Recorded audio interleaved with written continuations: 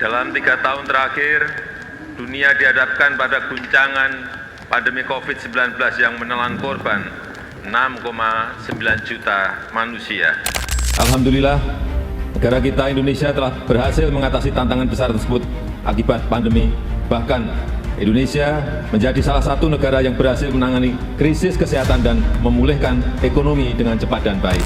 Meski memporak-porandakan berbagai sektor ekonomi, pandemi rupanya membawa dampak positif bagi ekonomi digital. Atau sebaliknya ya, ekonomi digital lah yang menyelamatkan perekonomian. Indonesia termasuk salah satu yang paling efektif dalam menangani pandemi dan menjaga pertumbuhan ekonomi.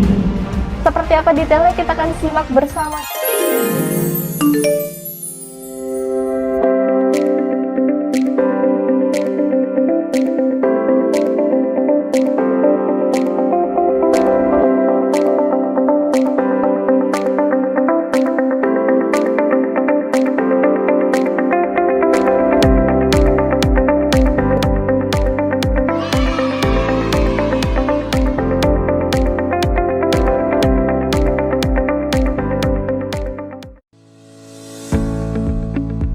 Pandemi COVID-19 berdampak pada pertumbuhan ekonomi digital di Indonesia. Selama pandemi, interaksi sosial dibatasi. Para konsumen dipaksa untuk menggunakan platform online. Mereka didorong untuk bertransaksi atau berbelanja melalui marketplace atau e-commerce dan melakukan pembayaran secara online. Sementara produsen dituntut untuk lebih inovatif dalam melayani dan menjangkau konsumennya. Peralihan ke virtual tidak hanya terjadi pada pola transaksi dan akses finansial saja, melainkan hampir di seluruh aspek kehidupan seperti konsultasi kesehatan, pendidikan, logistik, dan sebagainya. Jadi, pandemi telah mempercepat adopsi ekonomi digital di kalangan masyarakat. Pada tahun 2019 dilakukan survei oleh BPS terhadap e-commerce.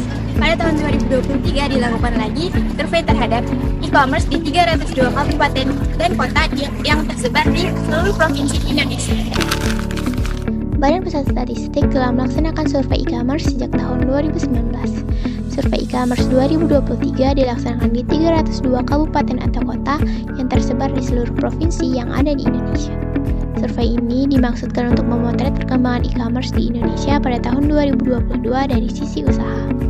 Secara spesifik, tujuan dari survei ini adalah menyediakan indikator pokok yang terkait dengan e-commerce seperti jumlah usaha, jenis barang dan jasa yang dijual, nilai transaksi, metode pembayaran, serta cara pengiriman yang merujuk pada konsep standar internasional dan indikator-indikator lainnya.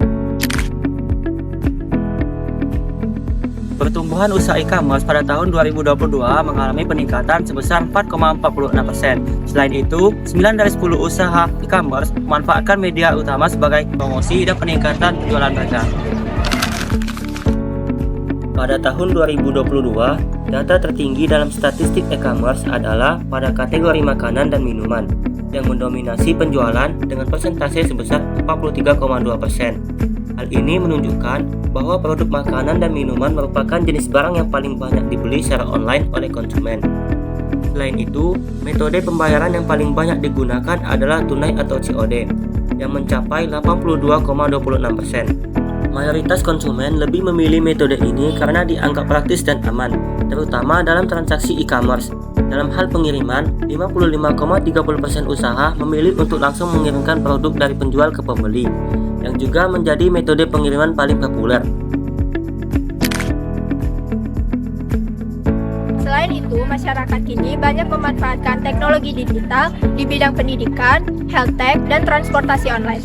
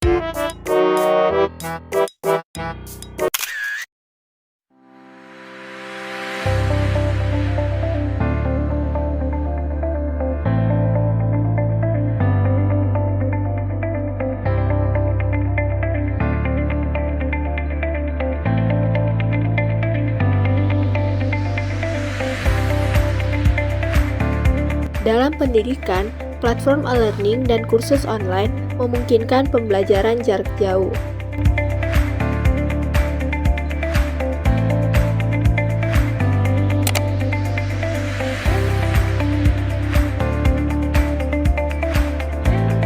Di sektor kesehatan, aplikasi telemedicine seperti Halodoc dan Alodokter memudahkan konsultasi medis jarak jauh dan pemesanan obat-obatan.